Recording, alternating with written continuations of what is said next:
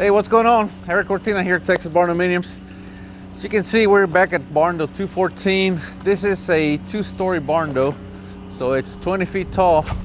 You can tell these guys got all the trusses up yesterday. They brought a big crane and they just picked up all the trusses, threw them up there, and that did not take long at all. Today, they're welding all the roof purlins. All the roof purlins that we use are 8 inches. And they're doing all that today, and you know, see how far they can get. They're gonna get all the, you know, they're doing the framework right now, but they're moving right along. We used 4.5 inch columns on our Barndos, schedule 40. It's all brand new pipe. Okay, we do not use old oil well pipe or anything. This is all brand new schedule 40 pipe. I'm gonna climb on one of these lifts and try to get up there and show you.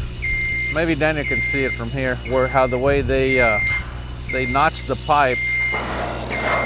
Instead of setting the I-beam on top of the pipe like this, they actually notch it and they put the I-beam on the side, and that gives you just that much more surface to weld on. And then they put the purlin on top of that, and then they put a tab plate on the outside to make it, you know, as strong as it can be, because that's how we roll. Anyway, it's a lot going on here. So let me tell you what these lines are for. When these guys show up, the first thing they do, they shoot a level off the foundation, okay?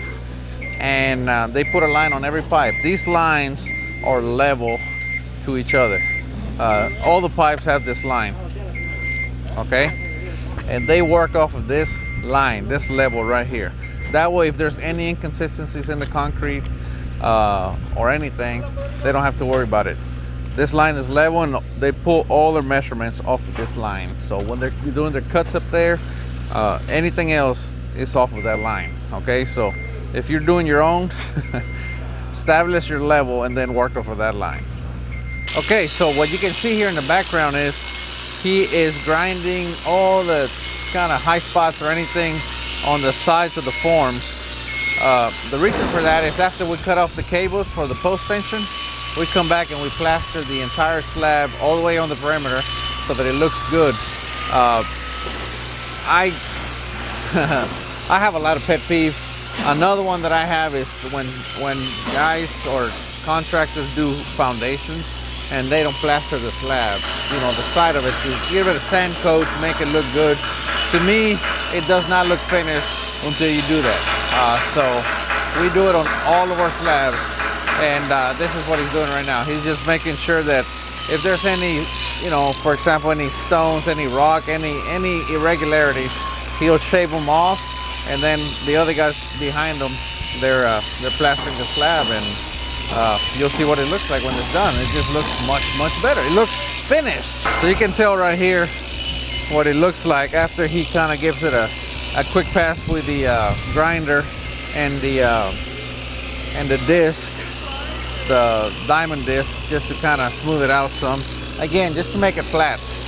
And let's go see what the other guys are doing.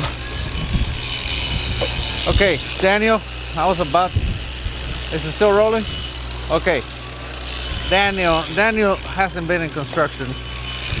Anytime I see a cardboard like this, like the one you see here, I go around it because I don't know what's under it. They may be covering a hole or something, right? And of course, I walk around it, and Daniel's following me, and Daniel's about to step right on it, and I'm like, stop right there, Daniel. Never ever step on top of a cardboard. Of course, there's nothing here. However, you just never know. So I don't know if I gained this by experience or not, but anytime I see something like that, I go around it because they may be covering something important or something dangerous. Obviously, it's not the best idea to cover up a hole that way, but you just never know. Same thing with a tarp. Never walk on top of a tarp, especially when you know what's around it.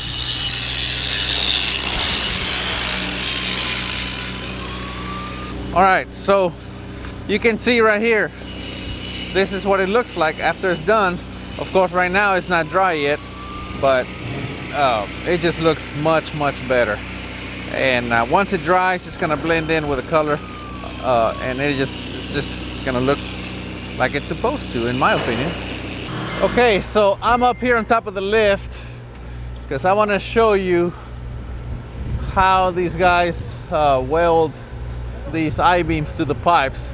So as you can see, they notch the bottom of the I-beam, and they weld the entire side of the I-beam and the top. So there's a lot of surface area for that weld, and I mean that you can't beat that. That's that's a lot of weld on here. And like I said, a lot of people just sit that I-beam on top of that pipe, and I have never liked that. When I was doing metal buildings myself a long time ago, this is how I used to do it, and this is how this is what I like, because it just makes sense, correct? So this is how it's done in all of our buildings. If we're doing I-beam trusses, this is how they get welded to the pipe. A lot of surface area. All right, so the first pass is done. Now he's gonna chip off the slag.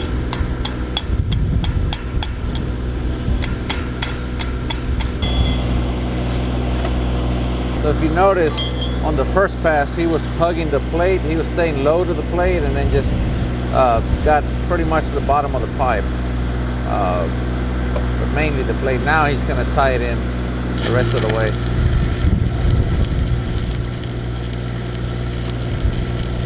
All right, so as you can see, we also have the framers here working. They are installing plywood on the outside of the of that freezer there, and outside of the bathroom. The after we foam this building, we're going to put plywood on the walls as well. So that's gonna make everything look more uniform. But the reason we're doing the bathrooms first is so that when the foam guys come, they can foam the building and go from the inside and have a surface to foam against. So that's why we're doing that. The overhead doors have been installed. This is, you can see we have operators on these, so they're going to be able to open these with a remote.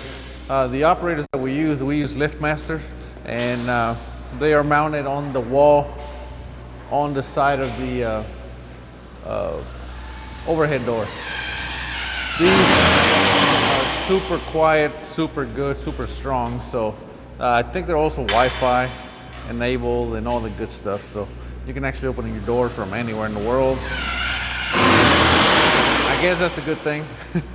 All right, well, there you have it. We just wanted to give you a quick update on Barndo 214, because as you can see, there is a lot going on here today. So anyway, we'll see you next time. We are Texas Barndominiums.